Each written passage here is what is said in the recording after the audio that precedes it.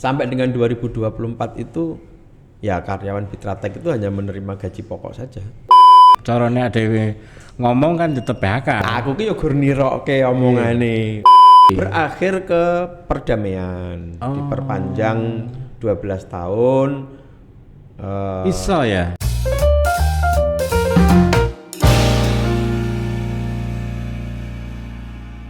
Halo teman-teman, selamat datang di channel Polkam, Politik Kampung. Berbicara politik, tapi dengan gaya kampung. Kali ini kita akan berbicara soal kasus perburuan di Jawa Tengah. Kalau Anda tahu bahwa kota Semarang itu adalah sejarah pergerakan perburuan pertama di Indonesia. Dimulai dari Snefrit tahun 1916, dia bisa mengorganisir buruh kereta api, mengorganisir buruh hingga akhirnya muncul banyak organisasi buruh. Kemudian berkembang di tahun 1926 itu ada Semaun. Semaun berhasil merevolusionerkan para buruh, sehingga kemudian di tahun 26 itu dia bisa mengorganisir pemogokan buruh di Jawa. Itu pertama kali di Indonesia. Kali ini kita akan berbicara dengan seorang aktivis buruh, tapi bukan Sneflit atau Semaun. Namanya Nanang Setiono. Selamat datang Mas Nanang. Terima kasih Pak Oo. Mas, lah ini tentang Fitratek ini katanya kuasanya Mas Nanang. Gimana itu cerita perlawanannya? Karena saya melihat cerita misalnya di Inilah Jateng ya, itu ada buruh, ternyata malah minta di PHK. Kudune kan di PHK sih, terus melawan toh. Aneh toh. Jadi ekosistem perburuhan menjadi enggak variannya menjadi macam-macam saat ini kan. Iya. Salah satunya apa yang sekarang dilakukan Mas Nanang lah ya untuk mengadvokasi hukum buruh Fitratek. Mungkin bisa cerita itu Mas. Iya. Apa namanya? Pertanyaannya bagaimana masalah di Fitratek? Iya. Tapi sebelum masuk di sana tadi kan Pak Oo tanya, katanya saya kuasa hukumnya. Oke. Nah, ini multifungsi saya ini. Saya dalam kasus Fitratek pilot yang diantaranya adalah Fitratek dalam pilot itu, di satu sisi saya jadi pekerja di sana. Saya masih sekarang masih jadi buruh Fitratek di sana. Ya, artinya saya masih terdaftar di sana dan masih aktif di sana. Di situ saya sebagai prinsipal. Tapi di satu sisi saya sebagai pengurus serikat pekerja yang ada di sana. Nah, dari FKSPN tadi. Di satu sisi saya juga punya profesi advokat. Tadi. Nah, ini yang membuat saya bisa leluasa untuk bisa membantu mendampingi kawan-kawan PT Fitratek. Berikutnya pertanyaannya Pak Oo ini yang nggak hanya Pak Oo yang sebenarnya bertanya kepada saya, Mas, kok aneh toh buruh jaluk PHK? Bahkan orang-orang ya mulai bosnya Sritek, karyawan sendiri, antar karyawan di perusahaan lain, kemudian pihak kepolisian sampai dengan jurnalis itu, kenapa minta PHK? Kan biasanya buruh itu menolak PHK pengen bekerja. Nah, itulah yang saya bilang, tantangan pengurus serikat pekerja atau tantangan buruh itu sendiri tidak hanya memahami, cukup memahami Undang-Undang Ketenagakerjaan. Ini kasusnya kasus kepailitan, Pak. Ya, kasus kepailitan, maka buruh juga harus paham Undang-Undang Ketenagakerjaan, tapi juga dituntut untuk paham Undang-Undang kepailitan. Kira-kira begitu, Pak. Nah, Kalau melihat undang-undang kepilotan, pertanyaan PHK itu harus dilihat dari kronologisnya, kronologisnya yang sehingga kemudian kami mengambil keputusan untuk minta PHK tadi. Jadi Pak Oo, yang saya bilang saya itu sudah mengorganisir sejak tahun 95 sampai dan seterusnya. Kita berbicara flashback Bitratek yang dulu masih PMA. Nah, tahun berapa itu Mas? Ya sampai dengan 2018 itu masih PMA. Oh 2018 PMA. PMA. Dan posisi saya itu dulu ya rodo kemaki gitu nek di Bitratek. Karena saya ajudannya presiden direktur dulu. Wih. Cilik, tukang demo, kental. Tapi kira-kira begitu. Nah, Japrem ngono ya Mas ya. Ya, orang enak nih. Nah, Bitratek itu luar biasa karena Bitratek itu perusahaan PMA yang nilai ekspornya itu dari hasil produksi itu 80% ekspor, 20%-nya baru lokal domestik. Kala itu kesejahteraan buruh yang saya bilang setiap tahun saya demo, ini saya orang kampung, saya enggak yang saya demo itu menghasilkan kesejahteraan yang luar biasa. Jadi saya itu dulu sudah biasa dicap sebagai pengkhianat perusahaan. Saya dulu ajudan presiden direktur aja memimpin demo. Tapi untuk kesejahteraan buruh. Nah, kesejahteraan di Bitratek itu waktu masih PMA itu di luar gaji. Pak Oo itu ada uang makan, uang transport, insentif hadir, dapat bubur kacang hijau, dapat ekstra puding kalau malam hari, dapat es teh, air putih bebas gitu. Sampai kelengkapan kerja, syarat seragam kerja itu semua lengkap. Semua lengkap. THR bahkan 2 kali gaji. Jenengan apa semua? Semua. Wih. Untuk semua itu hasil jerih payah teman-teman serikat pekerja dengan karyawan seluruh Bitratek. Tapi 2018 diakuisisi oleh Sritek. Bukan karena bangkrut. Tapi pemiliknya yang saya tahu kan alasan usia. Anaknya tidak mau melanjutkan usaha itu, kemudian dijual, dibelilah Sritek 2019.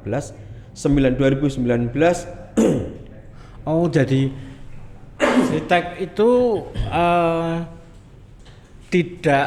Bitratek itu tidak holding dari Sritek dari awal. Bukan. Dia dibeli oleh Sritek di 2018. Nah, 2018 diakuisisi Sritek, kemudian praktis 2019 itu manajemen 100% udah Sritek. Nah, sejak itulah kemudian mulai 2020 kesejahteraan buruh Bitratek itu sudah mulai dipangkas.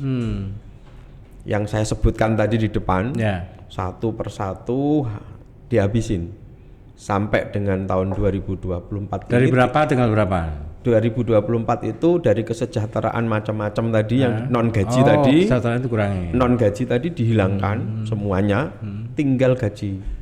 Jadi sampai dengan data dari tahun 2019 dipegang manajemennya, dipegang Sritek, kemudian sampai dengan 2024 itu kesejahteraan pekerja Bitratek yang dulu diperjuangkan berdarah-darah itu, dan dokumennya masih ada semua. Itu kemudian sampai dengan 2024 itu ya karyawan Bitratek itu hanya menerima gaji pokok saja dari Sritek sampai terakhir ini. Ya, itu. Gonjang-ganjing Sritek ini berarti berimbas ke Bitratek? Enggak. Ini ceritanya belum nyampe ke situ. Belum sampai situ. Ya, jadi 2024 loh. Nah iya, kesejahteraan yang kita perjuangkan dari tahun 90-an sampai 2018 itu, 2019 dipegang Sritek, itu satu persatu dipreteli itu kesejahteraan. Yang kita perjuangkan yang ABC itu dan non gaji tadi. Nah, 2024 ini tinggal gaji pokok. Nah, pertanyaannya begini Pak, ini yang menarik ini, yang tidak diketahui dan wajib didengar oleh pemerintah. 2021 sampai dengan 2024 itu sudah ter-PHK sekitar 1.400 tanpa perlawanan sama sekali. Perlawanan ada tentunya, karena untuk mendapatkan hak itu kita lawan dan haknya diberikan walaupun tidak penuh. Tidak penuh gitu. Ya, itu. Yang kedua, sejak tahun 2022 ya, di Sritek Group yang dipilotkan ini tadi di Pitratek, Sinar Pancajaya, Prima Yuda yang di Boyolali itu sudah terjadi karyawan dirumahkan sampai dengan 2024 itu dari 2021 dan itu jumlahnya sangat besar sekali, hampir 60% dari seluruh karyawan yang ada. Artinya Sritek sendiri sebenarnya sudah nggak sehat dengan memecati mem-PHK mengurangi bahasa efisiensi bahasa mereka, tapi ya ketemunya PHK lah. Caranya ada ngomong kan tetap PHK. Betul. Nah, September 2024 yang 2022 dirumahkan sampai 2024 itu dengan mendapatkan uang tunggu 25%. Jadi rak kerja dongok-dongok ning omah entuk 20%. Gitu. Nah, tapi digantung berarti. Iya. Kerja di tempat lain nggak boleh. Nggak boleh. Yo entuk ini 25% kuwi mau 700.000 ya menulan 700.000 cukup ra cukup mudar ya 700.000. Merah kerja. Ora kerja. Nah, September 2024 sebelum pilot itu.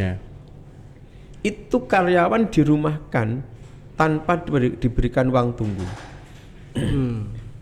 Itu yang terjadi. Itu fakta. Jadi saya parah nih. Nah, 21 Oktober 2024 Sritek dinyatakan pilot dengan bersama-sama dengan 3 perusahaan yang lain. Pitratek, SPD, Sinar Pancajaya itu, Prima Yuda. Orang ngomong selamatkan Sritek. Tidak, jangan ada PHK, tidak. Lu PHK itu sudah terjadi sejak tahun 2021 di Sritek Group itu. Ya. Bahkan orang dirumahkan. Ya, kalau orang ngomong selamatkan Sritek, kami tidak ada PHK. Iya wae wong ora di PHK, ora dikongkon kerja, ora dikei uang tunggu. Nah, ini kan namanya menggantung nasibnya buruh. Dia mencari kerja di tempat lain juga nggak bisa, mendapatkan hak pesangonnya juga tidak ada. Bisa. Gitu ya. Nah, ini yang saya katakan tadi, pemerintah melu-melu ngawur ngomongnya orang ngerti kondisi. Maka berdasarkan kondisi itu, dengan adanya putusan pilot, kami memilih PHK.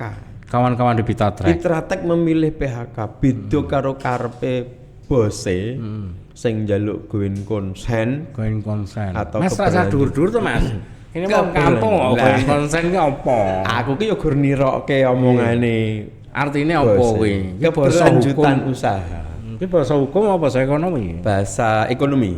Karena undang-undang kepilotan itu ya di situ hukum mengatur kepilotan, tetapi lebih kepada mengatur bagaimana ekonomi.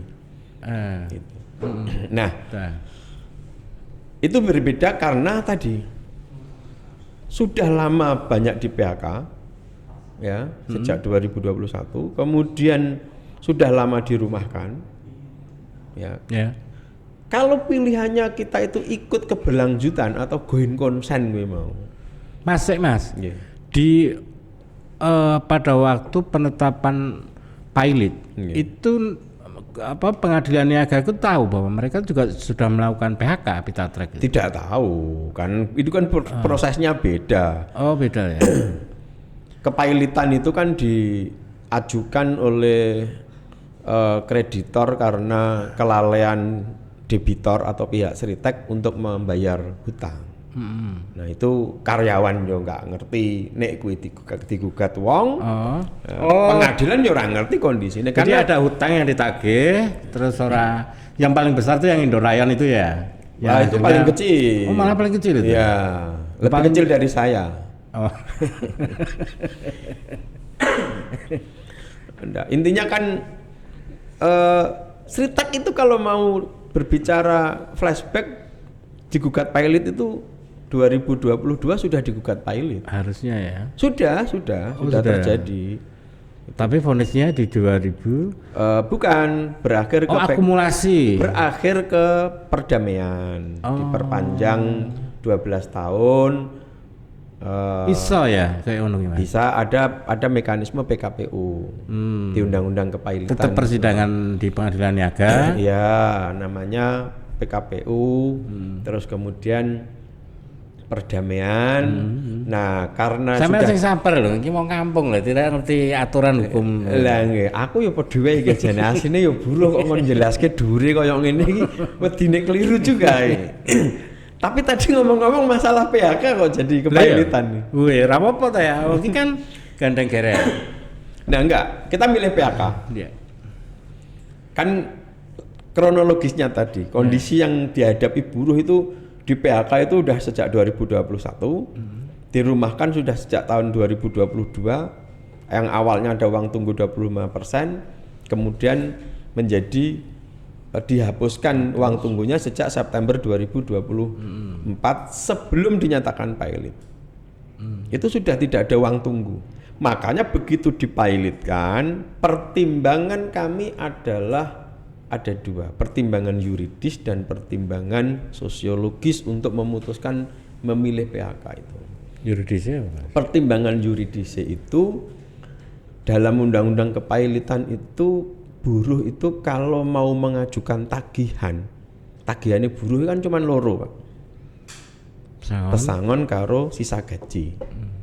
Nah itu kalau nggak di PHK nggak bisa menjadi kreditor. Pilot berarti mereka sudah tidak bisa campur tangan di situ. Orang duwe hak untuk mengelola, apalagi memiliki. Jadi dilimpahkan kepada kurator.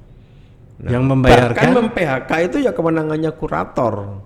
Bose sing duwe pabrik ya wis ora ndek kewenangan. Lalu yang membayarkan hak ya pesangon? Nanti kurator.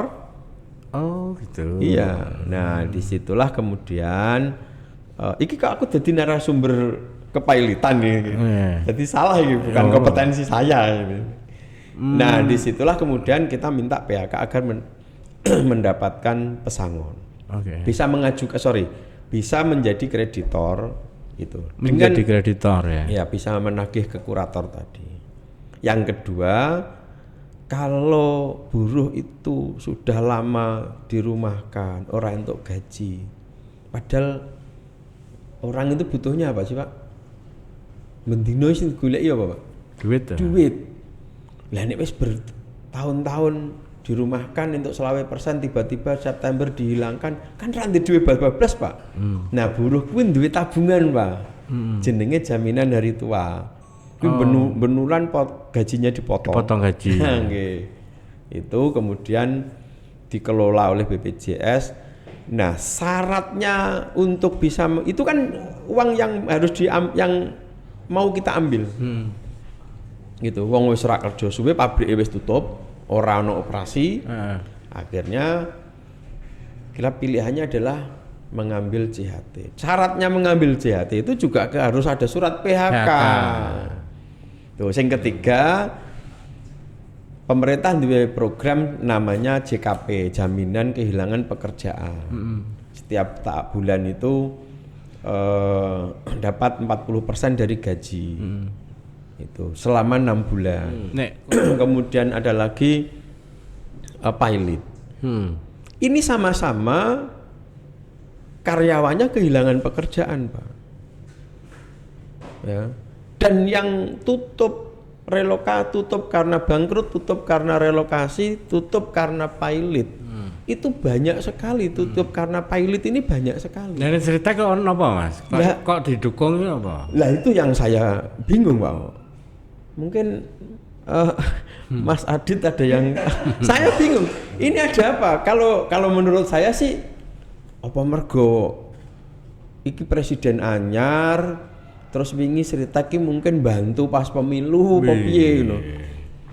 Apa piye ngono, Pak? Iki anu lho, Pak, iki apa jenenge? Asumsi. Kira-kira. Atau karena mungkin utangnya banyak. Artinya ada uang negara di bank-bank plat merah yang kemudian tidak terbayarkan itu, Mas. Jadi penyelamatan sekaligus menyelamatkan uang negara. Kira-kira di analisis itu masuk nggak? Kalau berdasarkan undang-undang kepilotan nggak bisa. Kenapa, Mas? Nggak bisa karena undang-undang kepilotan begitu perusahaan ini dinyatakan pilot, apalagi ini sudah ingkrah sejak 18 Desember 2024 sudah ada putusan kasasi, maka kewenangan penuh ada di kurator. Ya. Nah, mekanismenya adalah memang ada dua sebenarnya. Going consent tadi keberlanjutan. Tapi going consent itu kan tidak merubah status pilot. Tetap aja pilot. Ini kan cuman going consent itu tujuannya apa sih kalau di undang-undang kepilotan itu ada dua. Meningkatkan nilai aset dan mempertahankan nilai aset. Kenapa ditingkatkan? Ya ben duitnya tambah jadi nek tinggal bayar utang cukup. Kenapa kok dijaga asetnya? Ya ben nek dipadol laku. Dijogo ki aset ki misalnya Iya ben diresiki, dipanasi nek mobil. Oh, dadi ora mangkrak terus engko didole iso larang. Nah, nek larang dibayar pesangon. Betul, nek wis didol dienggo bayar utang. Nah, utang itu termasuk pesangon tadi. Itu pilotan. Jadi kalau kemudian dengan pemerintah campur tangan untuk menyelamatkan Sitek, kalau alasannya ada uang di plat merah, mekanismenya saya pikir berbeda.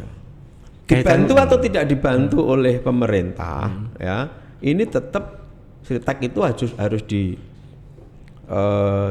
kepada orang lain, karena dalam undang-undang kepilotan nanti lelang itu si Sitek ini tidak boleh ikut menjadi peserta lelang, Pak. Orang itu. Itu. Jadi kalau ngomong mau menyelamatkan Sitek, instrumennya apa ya? Aku wong desa bingung, Pak. Apa bailout? Lah, perusahaan swasta sing bangkrut ki wakeh sing kenapa kok hanya Sitek kalau mau di bailout? Kan misalnya begitu. Nggak mungkin kan Pak Prabowo itu nekat kayak gitu. Karena perusahaan terbesar se-Asia Tenggara. Tidak juga. Karyawannya 50.000 lebih. Itu katanya. Ingat data ya. 4 perusahaan yang sekarang dipilotkan itu jumlah karyawannya cuma sekitar 12.000, Pak. Ya, data yang saya pegang Sitek Sukoharjo yang terdaftar di BPJS, saya nggak mau karyawan yang selundupan. Ya, karyawan yang didaftarkan yang di BPJS itu berarti karyawan yang diakui. Ya, itu. Kalau tidak didaftarkan berarti ada penyimpangan pasti itu. Itu hanya 9.600. Berarti sidik ya. Nah, kemudian Prima Yuda itu cuman 1.000. Bitratek itu 1.160-an. Sinar Panjajaya itu sudah ditutup sebelum dipilotkan dan sekarang karyawannya tinggal 40 orang. Jadi nek ditotali garek 12.000, tapi sing dibengok-bengok kuwi akan ini memikirkan 50.000 buruh menghindari PHK massal. Nah, perusahaan padahal yang wis koret. Enggak ya, 4 perusahaan itu cuman tinggal karyawannya tinggal 12.000 itu, sekitar 12.000 itu. Nah, kalau perusahaan yang 12.000 itu yang tutup, yang bangkrut, yang pilot itu banyak, Pak. Yang relokasi tutup karena relokasi banyak. Jenengan di Semarang ada yang namanya PT Saya Apparel. Di Penggaron sana itu, ya konveksi itu karyawannya 11.000. 2023 ditutup karena relokasi. Pindah di Gerobokan. Karena alasan ekonomi, bukan bangkrut. Alasan kos. Oh, biayanya lebih murah. Lebih murah di sana, UMK-nya di sana. Ya. Nah, itu 11.000 karyawan itu juga di PHK. Kehilangan pekerjaan. Tapi nggak ada yang teriak, yang bengok-bengok. Waktu itu hanya kami KSPN yang mendampingi agar buruh yang perusahaannya ditutup untuk relokasi itu mendapatkan hak-haknya. Dan masih banyak lagi, kata Roma Irama. Gitu loh. Pertanyaannya kenapa waktu Sitek pilot gegere sak dunyo? negara. Padahal karyawannya cuma 12.000. Nah, ada lagi. Ini mohon maaf ya Pak, mohon maaf ini. Aku jane ya wedi. Aku wedi jane. Tapi ngono ana apa-apa jenengan tanggung. Ya aku yang Melayu doae. Enak jenengan pengacara. Ya. Lah aku. Jadi Sritek ini kenapa kok teriak diselamatkan puluhan ribu karyawan? Itu pemerintah saya minta carilah data yang valid. Karyawannya yang di 4 perusahaan itu hanya 12 ribuan. Satu. Yang kedua, berdasarkan data dari kurator setelah adanya tagihan, ya kredit tagihan kreditor, tagihannya 32 triliun Pak. 32 triliun. Iki nek nggo dhewe iki iso nggo mangan apa ya sakmono. Bingung sampean mesti malah ramangan. Iya. Itu 32 triliun. Itu hutangnya. Hutangnya 30 triliun ya. Asetnya katanya kurator itu paling appraisal tertinggi, nilai appraisal tertinggi itu cuman 12 triliun. Ora nutup. Aset jaminan dengan hutangnya. Ora nutup, Pak. Didolo ki ora payu. Ora yo nek dol payu. Iya payu tapi ora nutup. Hutangnya tetep. Lah mosok sing kaya ngene iki kok dibilani mati-matian iki kan aneh. Bagi kami karyawan Bitratek itu pertimbangannya tadi aku ki wis pirang-pirang tahun di rumah ke. Ya. Bahkan terakhir sejak September 2024 dirumahkan tidak dapat gaji. Ini bisa terjadi secara terus-menerus sambil menunggu proses PHK, proses pelelangan. Makanya kemudian minta PHK itu bukan tanpa alasan tadi. Karena pengen apa? Pengen cepet itu duit. Yang paling cepet apa? PHK, aku njupuk JHT, aku njupuk JKP. Ada lagi satu. Segera saya bisa mencari pekerjaan di tempat lain. Karena ini nggak ada. Nah, nek pesangon memang ngenteni itu. Tapi dalam waktu dekat iki meh bodo. Iki sing dibutuhke JHT ning ngarepe moto. Dan karyawan Bitratek itu rata-rata yang sudah seangkatan dengan saya. Jenengan jo pengen nih. Iya. Itu JHT-nya sudah nilainya antara 50 sampai 60 juta. Wah, iya. Lho, Urung pesangone. Bodoh kan ya iso sombong balik desa. Mas lah kuwi Mas. Berarti mulai ora dikek apa-apa ki ke tahun piro? Ora dikek apa-apa piye, Pak? Misalnya ora ora dikai apa? Uang tunggu ki mau. September 2024 sebelum dipilotkan. Jadi sadurunge dipilotke wae wis di PHK pirang-pirang, terus kemudian sisanya masih dirumahkan, ora dikek uang tunggu. Lah nek iki wis dipilotkan terus meh keberlanjutan usaha. Apa ya iso? September, Oktober, November, Desember, Januari. Masasi. Mangulan. Mangan apa? Utang ora iso nyicil. Bayar arisan ora iso. Berapa orang itu Mas?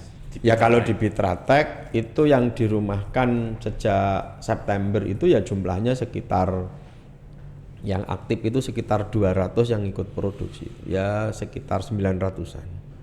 Terus mereka bertahannya ngapain? Nah itu dia. Ya ono sing nyambi dadi tukang ojek, ono sing bakulan cilok, itu yang saya temui itu, yang jualan nasi goreng, buka apa penyetan.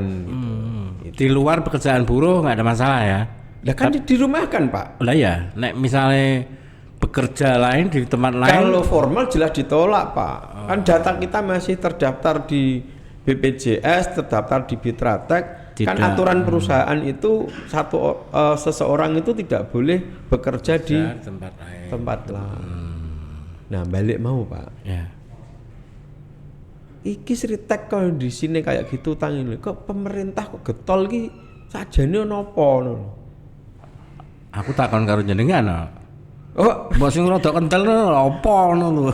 Lah, makanya nek kalau saya sih tadi kira-kira ki ya paling apa mbiyen ki tim ses ya. Tim ses ngewangi Pak Prabowo apa piye. Itu padahal utange akeh lho. Nah, meh diselametke piye? Meh di bail out. Ya, nggak ada skema APBN atau undang-undang keuangan negara yang bisa untuk membuild up perusahaan yang dalam posisi pilot.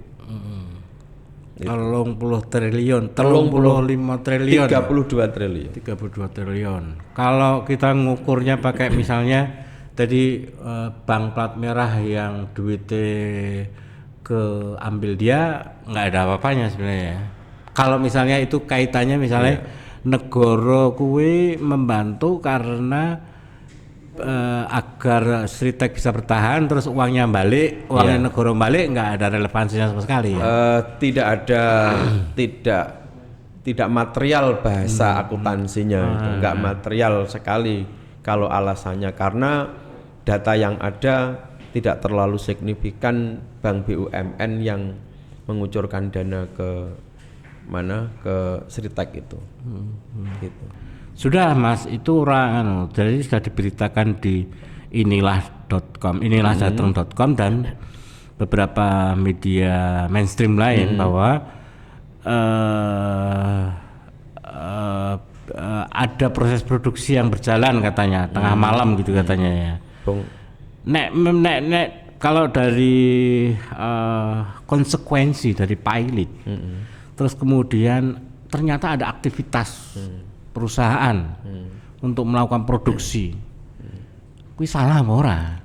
Kalau mengacu kepada undang-undang kepailitan, kegiatan yang dilakukan oleh debitur tanpa sepengetahuan kurator dan hal itu mengakibatkan rusaknya, turunnya nilai aset, rusaknya aset bindel pilot, ya, intinya yang menimbulkan kerugian aset pilot itu adalah tindak pidana.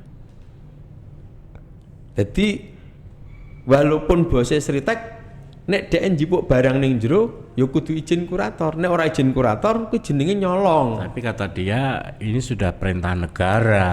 Justru itu yang tadi saya bilang, ini harus dihentikan. Ini tidak boleh dilanjutkan. Tapi negara ngomong ngono wis ana. Lah negara kan ana aturane, Pak. Sekarang rakyat disuruh melangkah itu sesuai dengan undang-undang. Ya. Tapi kenapa negara justru berjalan melanggar undang-undang? Loh, iki ngeri loh, Pak. Pabrik pilot iso ekspor dan itu dilayani oleh aparatur negara. Wedok-wedok pilot apa piye ya? Ya, jelas ono putusane pilot. Pilot itu bisa dideponir nggak? Artinya kasasi ini bisa mungkin. Ini kan si Sritek melakukan kasasi ya? Sudah kasasi sudah diputus. Oh, udah putus. Sudah. Ingkrah. Sudah ingkrah. PK. Ya PK tidak PK itu tidak menunda eksekusi kasasi.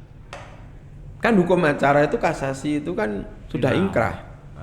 Dan setelah putusan kasasi itu maka putusannya harus dieksekusi. Bisa dieksekusi. Tarik menariknya kan antara kasus kepailitan jaluk pesangon PHK, siji ada pelanggaran pidana. Mana yang harus diutamakan? Ya. Jadi itu dia yang saya bilang ini harus dihentikan. Jangan sampai ini menjadi jurisprudensi untuk kasus-kasus yang karena ini sangat merugikan masyarakat luas. Kalau ini terus dilakukan, pabrik yang sudah pilot ini masih dilayani cukainya, masih dilayani, masih dilindungi, dilayani oleh pemerintah. Bagaimana nanti nasibnya para kreditur yang menagih 32 triliun ini? Selama-lama kan asetnya habis, Pak. Itu satu dari sisi sosiologi. Kalau dari sisi yuridisnya jelas itu adalah kegiatan ilegal dan itu ada pidana kepailitan. Tapi dalam konteks bea cukai, nah ini ngeri-ngeri sedap ini, Pak. Iya. Ini. Kalau konteks bea cukai, satu dia melanggar pidana kepailitan, yang kedua saya yakin yang dilakukan bukan saya yakin ini enggak nganu. Apa tuh ya? Yakin no. Yakin boleh. Saya yakin itu saya yakin yang dia lakukan itu juga melanggar aturan pepabean sendiri.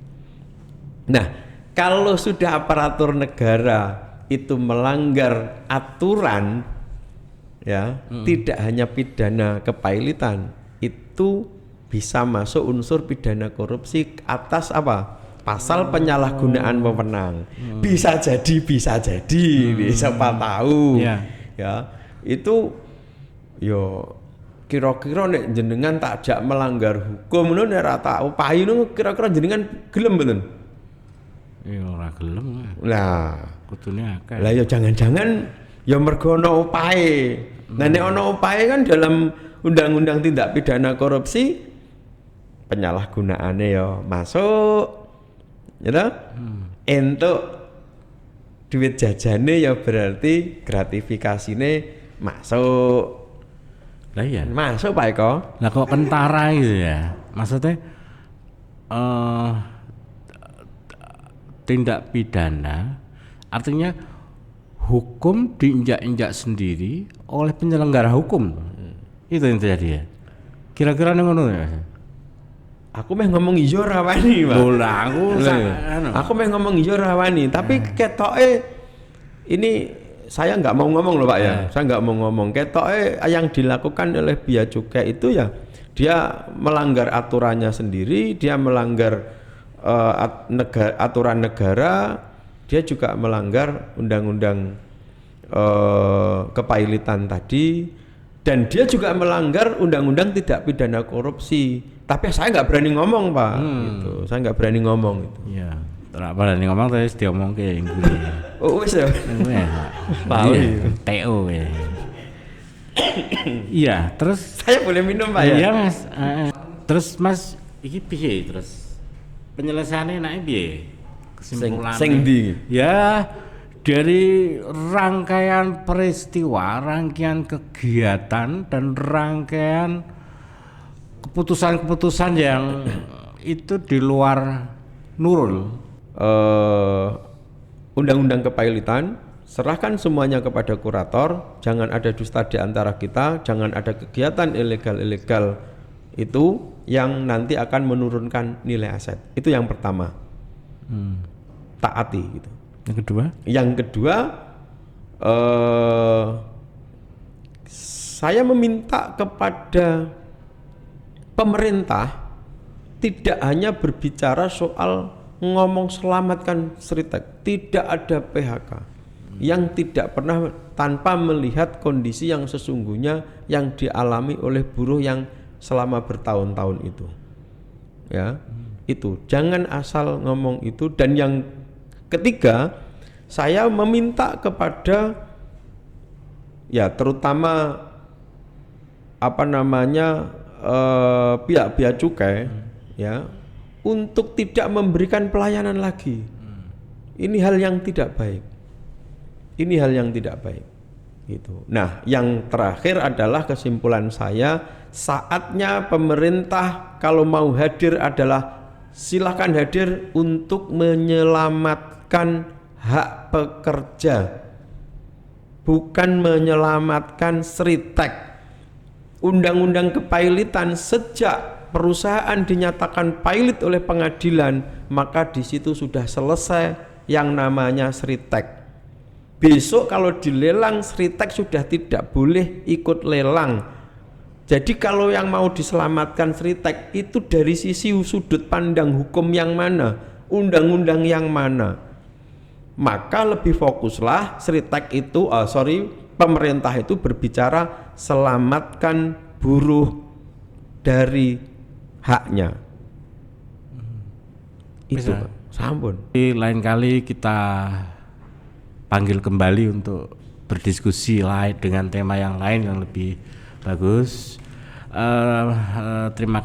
Terima kasih atas kedatangannya dan semoga sukses bisa mengadvokasi kawan-kawan buruh Pita Trek hingga kabul hajate so mendapatkan pesangon dan hak yang layak lainnya. Terima kasih. Dan kepada teman-teman politik kampung, stay tune di channel Polkam Politik Kampung.